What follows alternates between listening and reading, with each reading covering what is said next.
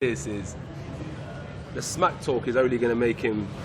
He's only digging his own grave because it's with Gennady Golovkin. I mean, he came to you.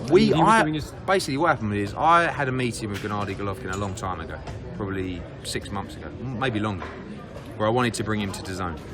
I brought in John Skipper, and I said, look, you guys, you talk. I know Triple G, you've got your own promotional company. We'd love to work together. He did his first show. We stayed in touch the whole time. I helped out with this deal a lot, and he said, look, I'd like to work together, co-promoters on my career. I think you can deliver a lot. I think you have a big stable of fighters, particularly in the middleweight and super middleweight divisions. And that's what we did, and that's what we delivered. For me, he's one of the biggest names in boxing. I think he's probably the most exciting fighter in world boxing still. And it's a massive signing for our stable, you know, working together with him, helping him with his stable of fighters as well, not just to box on these shows, but on all of our Matchroom shows. I thought Tom Loeffler took care of that portion. No, Tom Loeffler's still on the team, you know, right. But I think Gennady wanted us to spearhead his promotional efforts. So it's an honour that he's decided to do that. Obviously, with our relationship with DAZN, we can keep it in-house. Hope to think that we can make the fights now like Demetrius Andrade, like maybe a Danny Jacobs rematch, like a Billy Joe Saunders fight, like a Callum Smith fight. You know, there's so many great fights to be made, but obviously first is October 5th. Did you think that it was getting difficult for him handling those promotional obligations? No, I think any fighter should try and remove himself as much as possible from being involved with the promotion of a fight, because this is the toughest sport in the world inside the ring. Outside the ring, it's the worst business in the world. Worst business in the world. Sleepless nights, people trying to fuck you. Right, fights falling through, people running off, trying to break contracts, governing bodies making decisions that you can't even like. This is why we love it. Doesn't matter whether you're writers, you do what you guys do. We're all addicted to boxing. But if you're involved with the show, if you start making decisions about the ticket prices and the undercard and the press conference venues, you're mad. You've already got the toughest job in the world. Don't make it any harder. So I think he looked at that in that respect and said, Triple G Promotions is extremely important to me moving forward. We want to work with a partner who can push the shows, push the events, plan our strategy worldwide. This is beyond just boxing in America. Now we have to look at Middle East. We have to look at Japan for the Murata fight. We have to look at maybe fighting in the UK again. So it's a global strategy rather than just... The Murata fight, that's a big fight. I mean, that's a big fight. Murata in Tokyo is a huge fight. I would love to put a fight like that on. That's a groundbreaking fight. If the Canelo fight falls through for Triple G, amongst your stable, who do you like to match Triple G? I think Billy Joe Saunders is a great fight. I think Billy Joe Saunders is a fight that was close quite a few times. Right. I think Callum Smith is right now, without question, the #1 168 pounder in the world. Everyone's afraid to fight him. You know, he's a little bit unproven, other than the George Groves victory, but I think his size, the way that he's beaten people, every time we've put him in the mix, whether it be Canelo, it's not even up for, you know, discussion. Would Saunders fight him? Fight Gennady? No, Callum Smith. Yes, he would, yeah, and that's a fight that we may look at for spring of next year. Obviously, that's a fight quite easy to make, but the only one thing I'd say on that is I think they're both really good, right. And obviously they're both with me, and I would quite like to get them bigger fights before they meet to make it the size that it should be for the risk involved. That's not what fans want to hear, but that's the truth. You know, I really feel like that fight is a great fight, but there's other fights out there for both guys that could make that fight monumental rather than just a big domestic fight. So Saunders is definitely going to stay at 68. That's what he's at the moment. Yeah, he's going to defend his belt in probably November. We'll have his date next week, and then he can move to 160. It's not a problem. But I feel with Billy, the longer he stays at 168, the more likely he is to stay there. It's very going to be difficult for him to drop those 8 pounds. Eddie, do you think that it's a possibility if Triple G is successful in this fight, that he could get a fight? We'll see a fight with him and Demetrius Andrade? I think it's a great fight. Demetrius Andrade is a little bit in the same boat as Billy Joe Saunders. Really tricky, very good fighter, tough to beat. So those guys, like for me, Canelo should be fighting Demetrius Andrade. He shouldn't be fighting Kovalev. It's a good fight, but he should be fighting the other champion in the division. But you can't really criticise Canelo Alvarez because his resume is stellar, right? So it's tough to say, oh, you know, you're not fighting. He just boxed Danny Jacobs. He beat him. And he wants to fight Kovalev. Again, that's a tough fight. But for me, if you're not fighting Triple G, which is the fight he should have taken, then you should be fighting Demetrius Andrade. I'm saying, based on the comments that Gennady made about Canelo, you know, testing positive for clenbuterol, that he should never give him the fight. What are your thoughts on that? Bob Arum seems to be being very kind to Canelo. Right. Which makes What's me the smell a rat. What's the incentive? Don't know. You make your own mind up on that. Maybe there's a move coming Doesn't up he from Bob Arum. co-manage Kovalev? Yeah, co-promote, I think. Yeah, Co-promote him, right? He's been strangely nice to Canelo.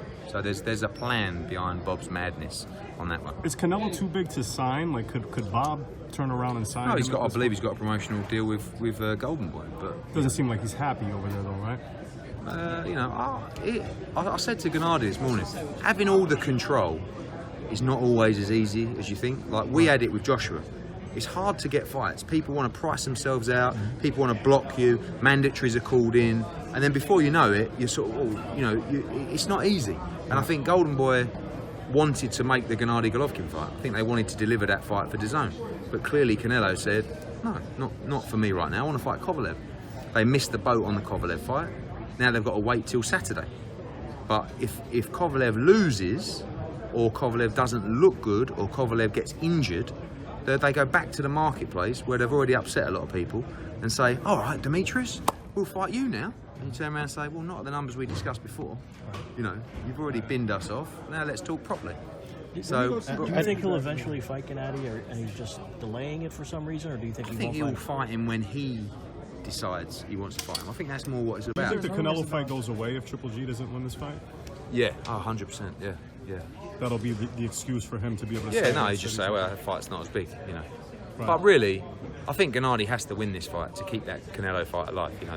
It's not the same fight if he loses here on October 5th. All right, guys. Big baby, man. Big baby, he's all right. He's cracking on. He's got to serve his time, and then I'm sure he'll be back. Eddie, you said you sent 3 different offers to Gervonta Davis' team for a fight with 7 farmer, but you didn't hear anything back. On your end, why do you think that is? Why do you think you never heard back on those Because if they take the fighter off Showtime, it's not going to go down well. So what I said earlier was the best thing to do is agree a split, put everyone in a room, we'll put in a bid, and then whoever pays the most money gets the fight. Let the fighters earn the money. All right? Eddie, Yes. question. Women's division, women's boxing. What do you think about, like? I think it's fantastic. I think I put on more women's fights than anyone. Katie Taylor here on the Joshua card was incredible. Hardy against Serrano, September 13th is going to be a massive, massive fight. I think women's boxing is more popular than it's ever been before. Were you willing to do maybe one day or work with the promoters in order to make maybe one day Amanda Serrano and bring it at one of the Mexican champions? Yeah, well, really. Jackie Nava or Yeah, I Barbie think the big Juarez? fight out there is the winner of Hardy Serrano against Katie Taylor. You've got Bob Arum, who is so desperate for Andy Ruiz to end up in a court case with no money and to lose his IBF belt that he's apparently the Saudi Arabia, the US government say you mustn't go there. Absolute rubbish. Absolute rubbish. Look into the facts. Bob Arum also says it's a war zone, apparently. Absolute rubbish. We were there 3 days ago. It is spectacular. It is ready for this event. So they had some questions which we're talking. There's a press conference in 2 weeks. Both fighters will be there and the fight will take place. Saudi Arabia. Eddie, is there an update for October 12th? Usyk? Yes, he's fighting Chicago, Wintrust Arena. I saw a report from Boxing Scene who've got a lot of things wrong lately, but that's another story. About Fedosov, there's been no contract sent to Fedosov. He is in the running. There's what's debated? That we get a lot of things wrong. I wasn't referring to you. It wasn't your article, but you have got quite a few things. Eddie, Has not you. Carlos Takam Carlos Takam is out of the fight. He's not taking the fight. Eddie, Bob Arum said that you're announcing the fight without the fighters there and allow Andy Ruiz to grab you by the balls, so to speak. Listen, we've got a contract. We followed the exact rules of the contract. We have a rematch clause at a venue to be decided by us. All we've got to do is let them know where that venue is. Bob Arum he's on another place. He's totally lost the plot. He hates Andy Ruiz so much. All he wants to do is let Andy Ruiz waste his career, lose his belts. That's the main thing. He's got Pulev. So if he don't take this fight, Pulev gets the belt. So what Bob Arum needs to do is concentrate on his own shows. His last 2 shows, one in LA and one in Philadelphia, sold a cumulative amount of tickets of about 800. In fact, next week I'm getting him right out of trouble, selling 18,000 people for Lomachenko Campbell in London. So Bob just needs to calm down and just I know he's trying to cause trouble for Andy Ruiz, but the fight's on, taking place. There's no, he's got him by the balls. We've got a contract. All we've got to do is tell him where it is. Why We've done Saudi it. Arabia? So Why Saudi Arabia? Because it was a neutral venue, and all these conversations were had with Ruiz's team. Oh, really? Where we said to him, we want to do it in London. Look, he really don't want to do it in London. He's got a major problem. Okay, we'll do it in a neutral venue. What would you prefer, London or Saudi Arabia? Their response, Saudi Arabia. Gotcha. Right? Of course the money's good. Right? I'm not going to lie to you. But there is a chance, and I keep saying to people, there is a whole nother world out there for boxing. If the Middle East become invested in the sport of boxing, I promise you, unfortunately for you guys, you will not be seeing as many mega fights in this country or in the UK, because this country and the UK cannot match the potential investment for fights in the Middle East. That's just fact. What about some of the backlash regarding that? We understand it. We understand it, and I understand not everyone's going to be happy. And people say, "Oh, you're hiding behind the WWE, the World Boxing Super Series, Formula One, the European Tour, the Tennis Super Cup, the Italian Super." Like, these are all major events by organisations that are much, much bigger than Matchroom, much, much bigger than this fight. When George Groves boxed Callum Smith in the final of the World Boxing Super Series in Saudi Arabia, no one said one thing. Why do you think that is? Well, it's me. Because that's true, but Yeah, it's why do you me. think that is? It's me, but it's more the profile of the fight, the size of the fight, and people want to criticise. Like, there was no one really pushing that fight. So if I did that fight, I would have got a load of stick, but not as much stick as Joshua. No, not for that. What about What do you feel the? about What about saying the? that you don't feel safe going over there? Andy Ruiz will be the safest person on the planet. We've been out there. We've got everything completely under control.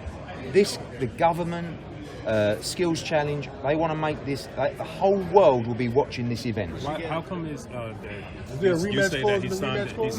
he signed a contract, and then Andy Ruiz says he never signed. He says it's going to be in Saudi Arabia. Andy Ruiz says he's not going. It's And then he gonna be came back and Why- said, "Look, I'm sorting everything out." Right. That's being sorted out. There's a press conference in 2 weeks. Both fighters will be there. Saudi Arabia, London, New York. He's quite right to ask certain questions. His team, they wouldn't be doing a job if they weren't. All those questions have been satisfied. You'll hear from Andy Ruiz in the next day or so about the fight. And he wanted it on neutral. He didn't want to come to the UK. So you can't moan about not coming to the UK. Then you get a neutral venue and moan about a neutral venue. He was given an opportunity from the gods. And he pulled off a victory from the gods, which he deserves. Be a man, honour the contract. That is what he will do. That is what his team will do. Tom Brown, Al Heyman, Louis DeCubas, all those people fully on board to deliver what they promised they'd deliver in writing.